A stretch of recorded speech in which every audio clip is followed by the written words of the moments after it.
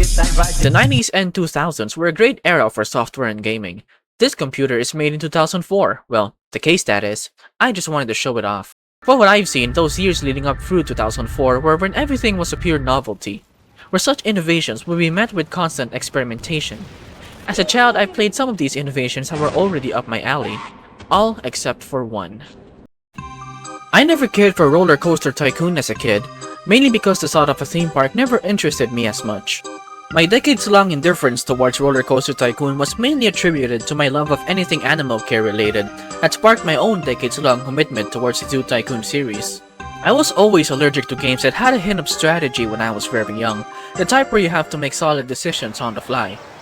I didn't like Battle Realms and even Warcraft 3 The Frozen Throne back then, but as I grew older, I became more open to these types of games because I began to yearn for strategy to be back in simulation, seeing how the modern ones couldn't scratch that itch for me. But I wanted something that can help me feel enriched without a sense of staleness. So to find what I've been looking for, I had to look backward, specifically to where all the roads of these modern giants lead back to, which is into the brilliant mind of a Scottish programmer. I have only ever played RollerCoaster Tycoon 2 on mobile during my teens, but I was more focused on recreating Jurassic Park the ride rather than anything. Dinosaur animatronics were an easy sell for me anyway, and I found the first game quite intimidating due to the lack of these pieces. But RollerCoaster Tycoon 2 was an improved version of the first game, but with newer additions, which left me the question on why do I even bother with the first game other than playing it for history's sake. I get the feeling that I can achieve a series of problems and a goal in many different ways when I first played RollerCoaster Tycoon 1 for a few hours. It settled in the moment I spent an hour polishing myself on the basic and getting used to how the tools work. This would have been quicker if my mouse stopped drifting, but much time later would pass and I start to have a very specific feeling that was absent whenever I played the first Zoo Tycoon. It didn't take long for me to get immersed in both games, even when the novelty of playing a new game wears off to where I actually have to stop myself from playing to do something else. But I couldn't help but feel that there's always something specific that gives RollerCoaster Tycoon its edge. I think it's because Zoo Tycoon's progression is focused on linearity. It goes on a very straight, slightly wiggly line until the end. I loved the relaxation it offered over a decade of play, but eventually I found myself doing the same thing over and over and expecting a different outcome. I wouldn't necessarily say that I've exhausted the things Zoo Tycoon has to offer, but there's nothing to keep me going the moment my will to play disappears after I fulfill my urges to do so. I place the fence, then the animal and its needs, the staff, and the amenities. If the animal's needs are met, the exhibit keeps the animals and gets happy for an extended period of time. Problems stay solved right until all of your animals die out in your pens when there's no breeding pair, along with a fence that decays without a maintenance worker or when an animal that gets randomly sick or escapes. The primary enemy for the player is boredom in Zoo Tycoon 1 regardless of game mode. Freeform mode is mostly just a lack of a hard set objective, but it still leaves the limitations like space, economy, ratings, guest satisfaction, and research. Those problems can be easily solved, however, if not permanently avoided altogether. But I very much disagree that a zoo in general is less dynamic or linear, which is what a review by Eric Bratcher claimed all those years ago, stating that the basic problem with Zoo Tycoon is that a zoo has a less dynamic nature than a theme park. There just hasn't been a zoo game built to be less linear yet. Another thing is that RollerCoaster Tycoon's guests have real preferences for the rides that you build. If not real by literal definition, it's somewhere between tangible and present. Comparing that to Zoo Tycoon, guests barely do have any preference, and if the implication of one exists at all within a visitor, it's not exactly a hard requirement. Or at the very least, not something you have to worry about directly, other than a small increase to a visitor's happiness. From my experience, it's more intrinsically motivating to appeal to that certain guest's favorite animal, but it only serves to my own self-gratification. Whatever animal you put in, no matter how many years has it been, would be a static thing in the sense that people won't get bored of it. You could argue that, unlike a theme park, a zoo has people who visit zoos get more attached to animals more than rides, as per human nature. The appeal of an animal is more universal, hence why Zoo Tycoon, leaving what I said as is, could be interpreted as the design being more faithful to that specific aspect of a zoo, which effectively simulates the player's inherent fascination with wildlife. I could say that RollerCoaster Tycoon simulates the volatility of entertainment, in other words the unpredictability of it, giving a different sense of intrinsic motivation than Zoo Tycoon. The game doesn't become a passive experience, an objective so simple that it prods me to do many different things. It's a constantly robust cycle, like a hurricane's trajectory towards the goal you're made to achieve. Not everything here would be a wait and see. It's more of a space where your own inputs are seen, known, and for the player and world felt, because the game simulates more than it displays. It's putting action above information instead of putting them side by side. The dynamism of simulation comes from how every part of the park interacts with every other part.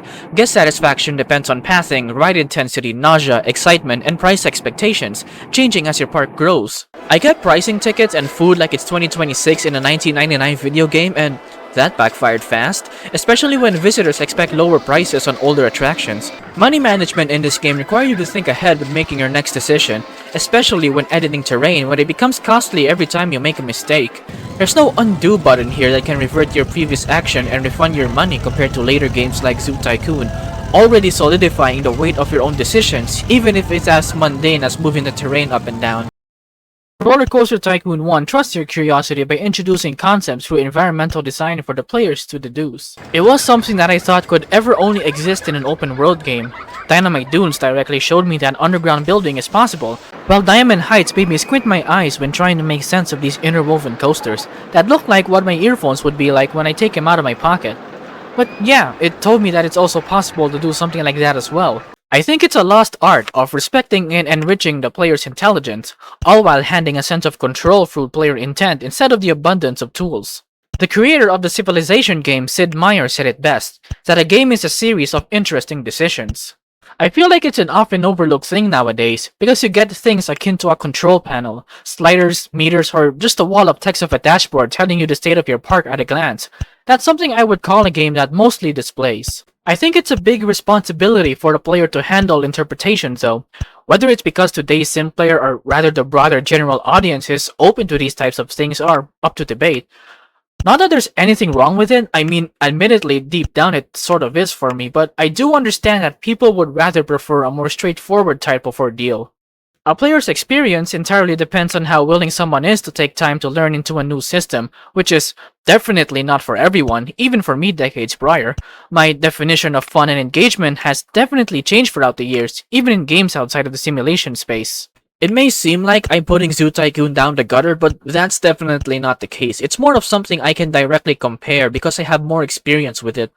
For a lot of time, I'm unsure if any of the hardships I have with RollerCoaster Tycoon's controls are caused by the game itself being old or it's just my drifting mouse. I get to wonder if this type of isometric point-and-click game would alienate a lot of people today, but for me, I couldn't say a lot of scathing things about it other than the game being old. When I started out on Forest Frontiers, the first level, the prospect of building a roller coaster was completely out of my budget. But I knew I had to hit 250 visitors and a 600 park rating in such a few short in-game months. For a simulation game, your preconceived knowledge about the subject can matter, and it heavily dictates your own experience. A roller coaster is definitely the most profitable venture as it's the game's title. For me, however, my theme park background was limited to Hong Kong Disneyland and a couple of local spots. My knowledge only extended to my curiosity as an avid viewer of Defunctland, but never to a point where I became a true real-world enthusiast. If anything, my interest for Defunctland was more on design, architecture, and consumer experience and reception, with a heavier inclination on real-world design. Not to mention that I generally don't like theme parks that much unless something caters specifically to me. When I was building the coaster, I merely thought that the dip towards the pirate ship and looping back around was already enough. My roller coaster experience in Disneyland was more of a once-in-a-lifetime thing. The only memory I had of it was suppressing the urge to scream while staying stone-faced all throughout the ride, trying to forget that one scene from Final Destination I saw on the TV as a kid. But despite wasting $3,000, no one ever came, even when the final rendition of hours upon hours of trial and error through save and reloading. So I had to dig deep into my noggin to what was familiar to me, and eventually I settled on the swinging ship for most of my parks, given how I went on one and never again. But a swinging ship alone wasn't going to get me 250 visitors. The game is called RollerCoaster Tycoon after all, so my instinct was to check what was wrong with it instead of giving up entirely. No matter how insane the drops and rises are like a regular roller coaster should, the excitement was generally really low, which makes me wonder that if today such a steep learning curve would be mitigated through the vast scope of information brought to you by the modern internet. But for the sake of this video's points, I was playing it like I bought a bootleg in 2005, so no manual reading for me. Like I said, your pre-existing knowledge is vital to playing a sim game. Every simulation borrows and gamifies a real-world concept like doing the coolest thing ever with what you're given, fulfilling a fantasy and all that. But the thing is that I start to wonder if that's the case, what makes RollerCoaster Tycoon so special anyway? How come I find a game about amusement parks excitingly interesting than actually going to a real one? It was an asset placement simulator if you strip it down to its bare components, but these assets exude presence within a self-contained reality. These roller coasters were never just there for you to build, mostly because you can live without it, albeit a more challenging approach. It leaves the correct way of building a park for your objective all up to you. Even on maps with pre-built coasters, I only ever made regular rides look prettier, which already draws a lot of crowds. It's that type of freedom I feel missing in modern sim games, freedom born from the limitations you're given, the same way a tight budget forced me towards pre-built rides than building my own coaster. But something I see that's not talked about enough is that the game is just about Chris Sawyer's love of the game, metaphorically and literally. Chris Sawyer himself used the revenue from his previous game Transport Tycoon to travel and research real coasters, which adds to how personal the game presents itself as, making it all the more personal to him when he reportedly went on 700 roller coasters across America and Europe. It becomes the type of thing you just know in a video game, which a person puts their entire being into it.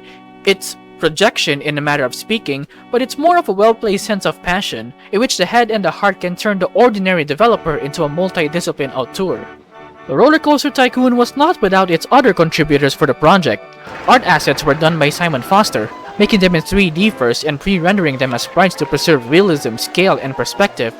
Verisimilitude is the quality that carries a lot of these older games, the quality of seeming true, real, or believable, which was also the original Zoo Tycoon's greatest strengths, combining elements of realism just enough to where the absurdity of these games are carried by our own suspensions of disbelief. Alistair Brimble masterfully crafting the game's soundtrack to invoke such a whimsical feel on what a theme park represents.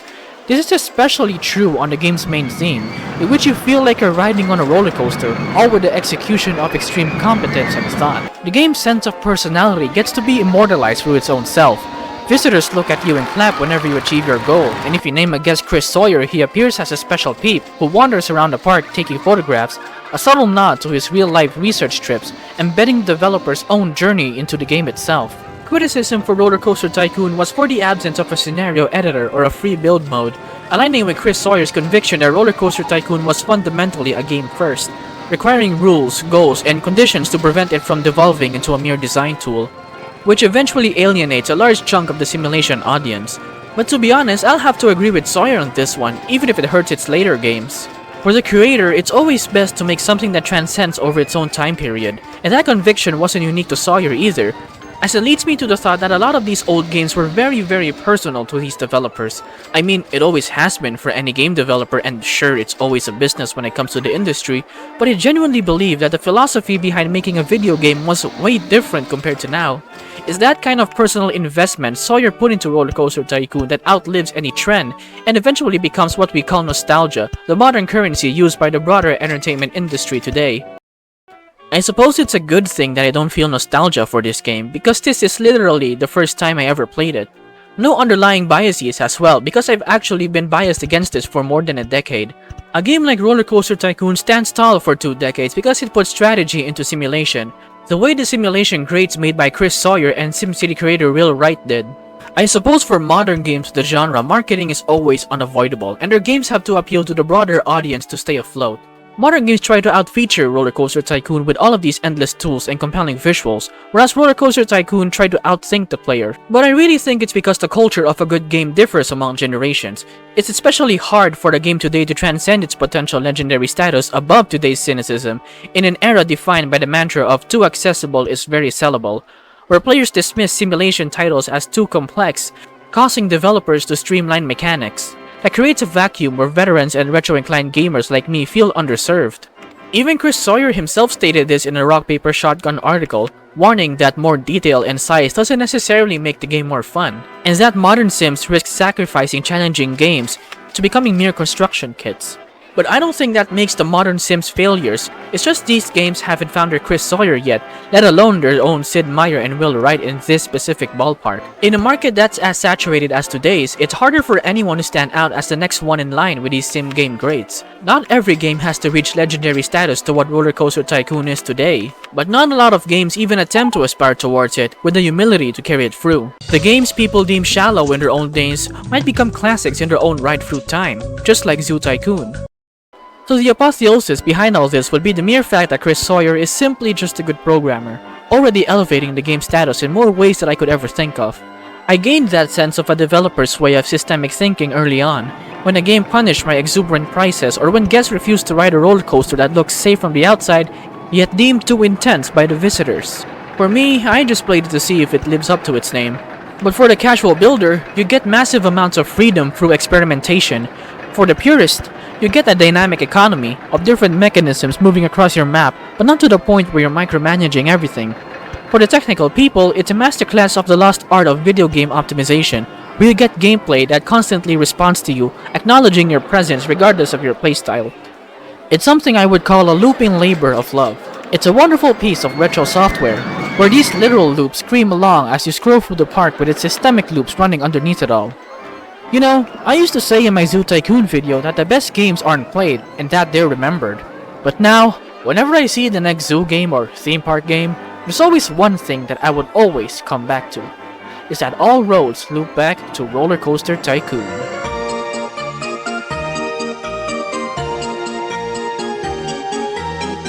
Well, wait a second, I think I should cover the theme park games first before that becomes a definitive statement. But anyway, thanks for watching.